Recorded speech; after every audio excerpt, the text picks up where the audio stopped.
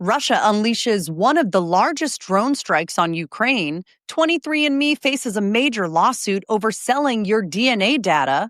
And only 3 new cars in 2025 cost under $20,000. I'll tell you which ones those are. But of course, today's trivia question is this: which U.S. president received offers to play in the NFL? I'll tell you at the end of the show. It's Wednesday, June 11th. This is the Flyover Podcast. Welcome to the Flyover Podcast, taking you above the noise for an unbiased, high-altitude view of today's headlines with daily coverage that's honest and refreshing. Let's cruise the news and land the facts. Good morning and welcome to the Flyover Podcast. I am your weekday host, Ayla Brown. It is so good to be with you again. It's Wednesday, which means that later in the show, I'll give you some wisdom today to make you and your relationship stronger. But until I get there, let's take off with the 3 biggest headlines of the day. Let's start with a major update out of Ukraine. Overnight, Russia launched one of its largest drone strikes of the war, firing 315 drones and 7 missiles in a 5-hour period. At least 8 people were killed and dozens were injured. Ukraine's Air Force says they intercepted most of the drones, but some still hit cities like Kiev, Odessa, Dnipro, and Chernihiv. In Odessa, a maternity hospital and emergency room were among one of the buildings hit. Ukrainian President Zelensky condemned the strikes and called for stronger action from the U.S. and Europe. The attack comes just days after a rare prisoner swap between Russia and Ukraine following quiet talks in Turkey. Now to a big legal fight over your DNA. The bankrupt genetic testing company 23andMe is being sued by 27 states and Washington, D.C., who are trying to block the sale of customer genetic data during its bankruptcy. The states argue that health data is too personal to be sold like any other asset, especially without clear consent. This comes as biotech firm Regeneron tries to buy the company for $256 million. But 23andMe's co-founder has countered with a surprise $305 million offer. The company insists it's following privacy rules, but state attorney generals say it's not enough for the 15 million users who trusted them with their DNA. A court decision is expected soon. And finally, if you're car shopping but not looking to spend $50,000, good luck. Only 3 new models are still priced under $20,000. The Mitsubishi Mirage, both versions, and the Nissan Versa, starting at $18,330. That's in sharp contrast to the national average of $48,000 for a new car. Most of the top 10 cheapest vehicles come from Japan and South Korea, and not a single American brand made the list. By the way, you can check out the full list in today's email edition of The Flyover. Subscribe for free at jointheflyover.com. Here's what's happening in politics today. Anti-ICE protests are heating up across the United States. Tuesday, activists rallied in cities like New York, Chicago, Dallas, Atlanta, and beyond to push back against President Trump's immigration crackdown. On Monday, 9 protesters were cuffed after storming the lobby at Trump Tower in New York City. They were chanting, quote, "Bring them home," to demand the release of detained illegal migrants. In Los Angeles, protests have raged for 5 days with 150 arrests, looted stores, and burned cars, prompting President Trump to deploy 4,000 National Guardsmen and hundreds of Marines. Next, House Homeland Security Chairman Mark Green, a Tennessee Republican, shocked D.C. on Monday, announcing he'll resign after voting on Trump's $3 trillion budget bill. The ex-Army major, in Congress since 2019, cited, quote, "new challenges," but gave no specifics, leaving a gap in President Trump's immigration push as his committee oversees ICE's $9.5 billion 2025 budget, up 20%.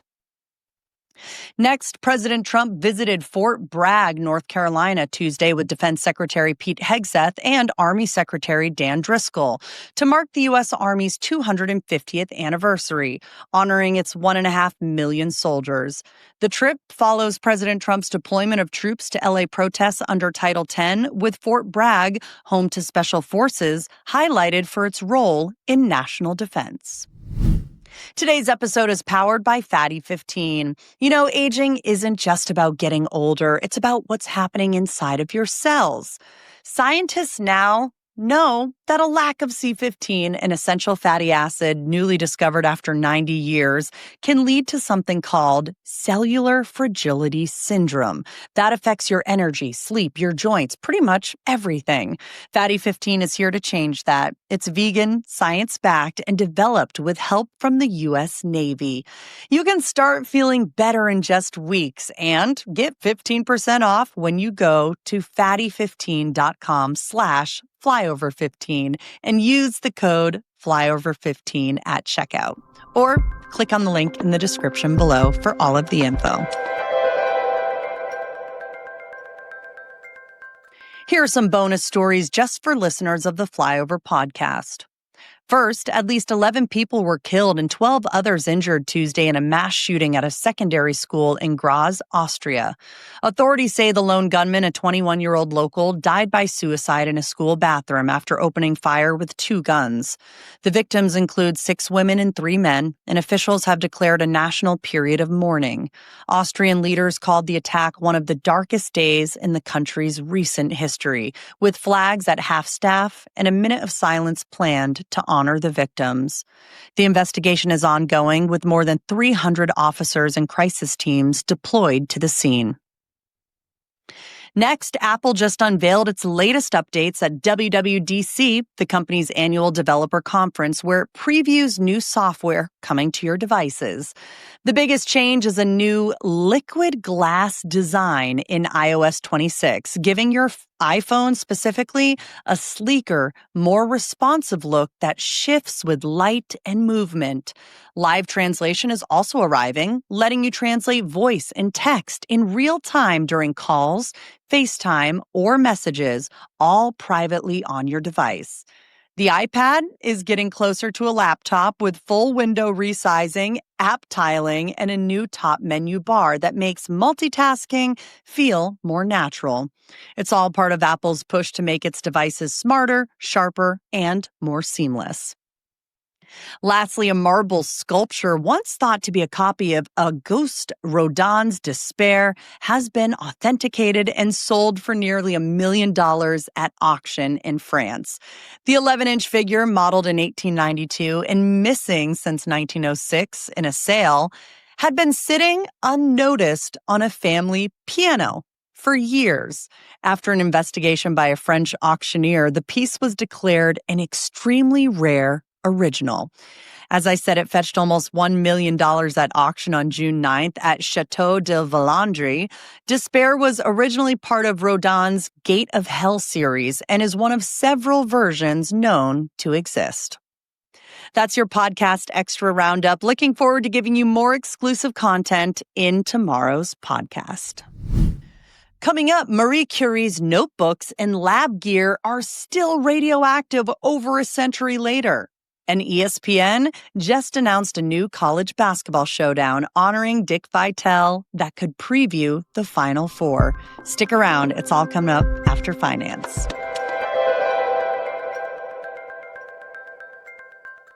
In finance, the United States and China continued their second day of trade negotiations in Paris on Tuesday. Led by Treasury Secretary Janet Yellen, Trade Representative Stephen Miller, and negotiator Howard Lutnick, the U.S. team is engaging Chinese Vice Premier He Lifeng on tariff reductions in rare earth minerals. Trump's initial 145% tariffs on Chinese goods prompted China's 59% retaliatory tariffs, unsettling markets, but a May agreement in Geneva reduced U.S. tariffs to 25%, lifting stocks like Disney. Next, Paramount Global announced a 3.5% reduction in its U.S. workforce, approximately 800 employees starting in February, as it grapples with the decline of traditional pay TV. The company, trading at $2, saw U.S. pay TV subscribers fall to 52 million in 2024, down 10% from 2023. This follows a 15% staff cut in August of last year, the closure of Paramount Television Studios, and a $500 million cost-saving initiative after failed merger talks with Skydance. And the Walt Disney Company finalized its acquisition of Comcast's 33% stake in Hulu for $439 million, completing a deal initiated in 2023. Valuing Hulu at $7.3 billion, the transaction grants Disney full ownership, strengthening its streaming portfolio against Netflix. Hulu, with 4.6 million live TV subscribers and 45 million total subscribers, is a key component of Disney's bundle with Disney Plus and ESPN Plus. Disney's stock rose 2.2% today, buoyed by the U.S.-China trade optimism. Here's how the stock market did yesterday. The Nasdaq rose 0.58%, while the S&P 500 gained 0.50%. The Dow Jones inched up 0.23%. Gold continued its climb, up 0.49% to $3,348 an ounce, while Bitcoin dipped 0.5% to $109,738. And the day's big mover was Insmed, which surged nearly 28% after reporting promising results from a phase 2 trial for a new pulmonary hypertension treatment. Here are some sports headlines today. The Indianapolis Colts ownership passed from Jim Irsay to his daughters, Carly Irsay-Gordon, Casey Foyt, and Kaylin Jackson, continuing a 53-year family legacy since 1972. Jim, stepping back due to health issues but remaining chairman, hands over the $5.3 billion franchise to the sisters, who have managed operations since 2012, marking a rare female-led NFL ownership group. Next, ESPN's cooking up something fresh for college hoops fans with the Dick Vitale Invitational, a new November 2025 event pitting two blue blood programs, North Carolina and Texas, in a primetime showdown. Named after the legendary broadcaster who's been calling games for 46 years, the Invitational will air on ESPN from a yet-to-be-named neutral site. This could be a Final Four preview, so definitely mark your calendars.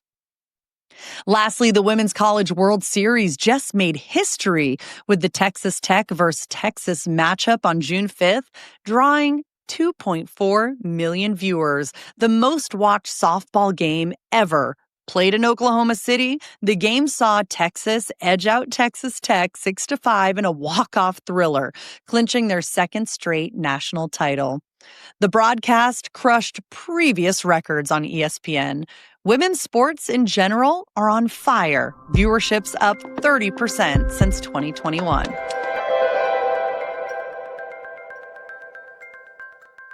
There's some interesting things happening in science and tech. More than 100 years after Marie Curie's pioneering work on radioactivity, her former lab at the Radium Institute in Paris, along with her personal items like doorknobs, furniture, and handwritten notes, still emits faint traces of radiation.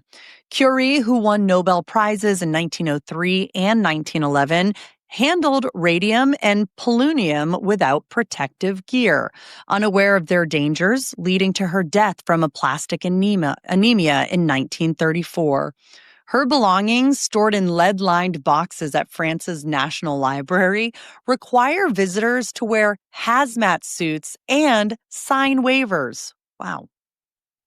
Next, a viral social media trend is sounding the alarm on office chair butt. Let me say that again. Office chair butt, a real condition where sitting for long periods causes gluteal muscle atrophy, and a flattened backside. Known as gluteal amnesia or dead butt syndrome, it affects 70% of office workers who sit over 6 hours daily. Prolonged sitting weakens glute muscles, leading to sagging, lower back pain, and poor posture, with 30% of cases linked to hip issues. Experts recommend standing, walking, or doing glute bridges every 30 to 90 minutes. So maybe it's time to look in the mirror and get moving a little bit. Lastly, Asian needle ants, an invasive species with venomous stings that can trigger life-threatening allergic reactions, have spread to over a dozen U.S. states, from Washington to Florida. Native to East Asia, these ants were first spotted in North Carolina in 1932, but exploded in range since 2006, now in 15 states. What's a little concerning is their venom is 10 times more potent than a honeybee's and causes anaphylaxis in 1 to 2% of sting victims. They thrive in urban areas, outcompeting native ants and disrupting ecosystems, costing $5 million annually in control efforts. Homeowners are advised to seal cracks and avoid mulch piles. Welcome to Wisdom Wednesday, where I'll give you quick, science-backed tips to boost your mind, your relationships, and your life. Research shows slower walkers by age 45 often have weaker cognitive skills, with a simple at-home walking test like timing a 6-meter walk revealing how fast your body and mind are aging. Next, couples who regularly make emotional bank account deposits, I'm talking small acts like compliments or quality time, guess what? They argue less and they feel more secure about themselves and the relationship. Don't take it from me, that's what therapist John Gottman says. And lastly, a timeless wisdom from older generations like prioritizing gratitude and resilience offers 7 key lessons for navigating work, love, and life. That's your wellness wrap. Try a brisk walk, spread some love, and soak in that elder wisdom. And if you need any more information on those stories, you can find them in today's email edition of the Flyover. Walk, don't run, or run, don't walk, or both. Coming up, Tucson woman found 4 unexpected guests lounging under her foosball table. We'll tell you how these desert-dwelling boar cousins broke in and why wildlife officials are warning homeowners to lock up their leftovers. It's coming up. Here are some additional stories that didn't quite fit anywhere else except this section. The music world lost a giant with the passing of Sly Stone, the trailblazing frontman of Sly and the Family Stone, who died at 82 after a long illness. His family confirmed his passing on Monday. Next, Airstream launched a $184,900 limited edition Usonian trailer on June 7th, and it was inspired by Frank Lloyd Wright's Taliesin West with only 200 units featuring his organic design. The 28-foot trailer has 29 windows, a convertible king bedroom, a foldable dinette desk, earthy tones, and Wright's Gordon leaf pattern, blending Airstream's aluminum shell with Taliesin's aesthetic, with production starting in July. Lastly, in Tucson, Arizona, a woman got a wild surprise when a pack of javelinas broke into her screened-in porch and lounged under her foosball table. Now, these animals are similar to wild boars, if you're wondering, and don't Google them. They look kind of scary. The incident was captured on video, and it shows 4 javelinas chilling after tearing through that screen door. The woman shooed them out without any injury. Wildlife officials urge securing trash to avoid repeat visits. Here's yesterday's poll question and the results. How would you rate your cooking skills? 58% of you said that you're a decent home cook. 27% said that you survive. 9% called yourselves microwave masters, and 6% consider yourselves pro chefs. I am definitely in the minority. I feel like lately I've been a pro chef, but that has not been my vibe for most of my life. But here's the poll question for today. Have you ever used a genetic testing service to trace your ancestry? Earlier, we talked about 23andMe, so this is a great question. Is it yes or no? I've never done it. I would be curious to try it someday. I think my parents have, though, so I'm going to have to ask them where we come from. It's time for your trivia question and answer. This one has been on my mind during the whole podcast, and maybe it has been on yours as well. Which U.S. president received offers to play in the NFL? Well, the answer is Gerald Ford, our 38th president, starred on Michigan's championship teams in 1932 and 1933. He got offers from the Lions and Packers, but ditched football to coach at Yale and hit law school. I didn't know that. I learned something new every day during the trivia questions. But that's it for the Flyover Podcast. Thank you so much for watching, listening, sharing, and rating the show. 5-star reviews help too, of course. I'll see you tomorrow with more headlines. Until then, thank you so much for flying with us.